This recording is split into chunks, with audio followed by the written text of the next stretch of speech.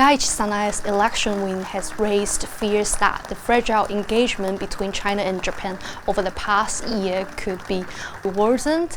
I think if you look at her past moves and also remarks, you can tell this concern is natural. And as a lawmaker, Takaichi has taken a tough stance on China, and she often describes China's rise as a threat to Japan. And there is a lingering suspicion in Beijing that Takaichi's position on several issues, for example, in Taiwan and also the Yasukuni Shrine, these issues are all sensitive to Beijing.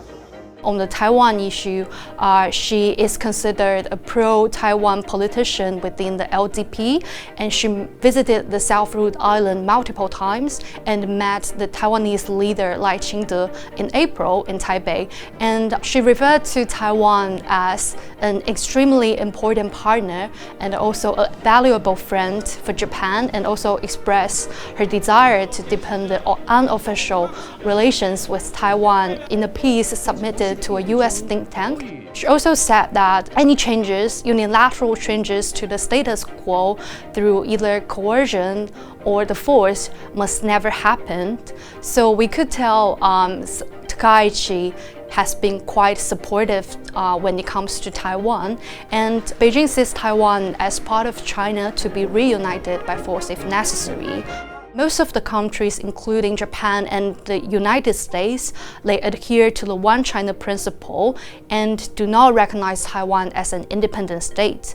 But Washington is opposed to any attempts to take the island by force, and also it is committed to supply Taiwan with defensive arms. Meanwhile, Beijing opposes any official engagements between Taiwan and other countries, including Japan. And then secondly, on the Yasukuni Shrine, she is a regular visitor to the shrine where the convicted war criminals are memorized there. And such visits, especially at the capacity of Prime Minister, could renew frictions with China and South Korea. But it is also important to note that during the latest campaign, she didn't state clearly whether or not she would visit the shrine as the Prime Minister. And this is a noticeable departure from last year's campaign. She said clearly that she would visit. And also Japanese media reported that Takaichi plans to cancel the visit to the Yasukuni Shrine because she doesn't want it to become a diplomatic trouble for visiting the shrine. So maybe these recent moves could suggest her foreign policy might lean towards pragmatism rather than sticking to previous hawkish stance. And Takaichi herself favors revising Japan's pacifist constitution, especially the Article 9, which renounced Japan's right to wage war, and this is a very sensitive issue to China as well.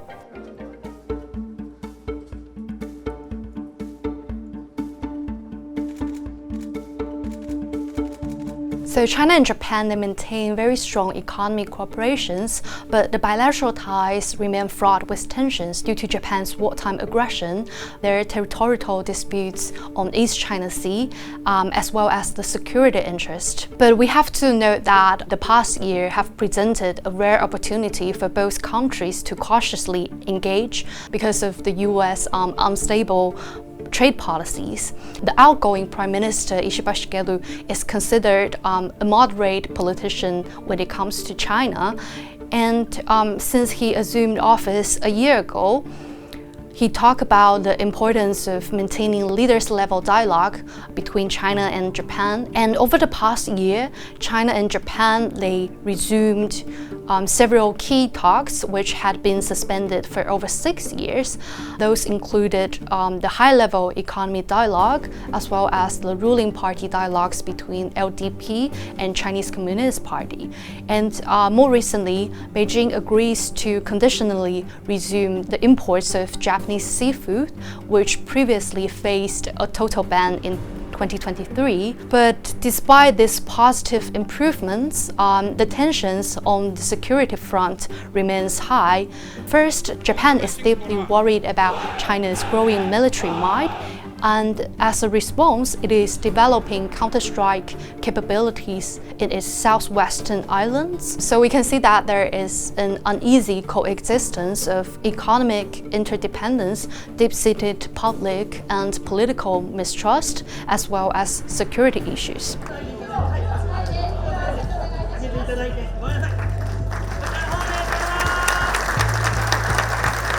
The Chinese Foreign Ministry issued a statement after Takaichi won the election, saying that the election itself is an internal matter, but it called on Tokyo to honor its political commitments on major issues such as Taiwan and the history, and it also urged Tokyo to adopt a proactive and rational policy towards China. Chinese state media quickly pick up on Takaichi's election win, calling her a right-wing politician, and some media also describe that the China-Japan relations could become worse.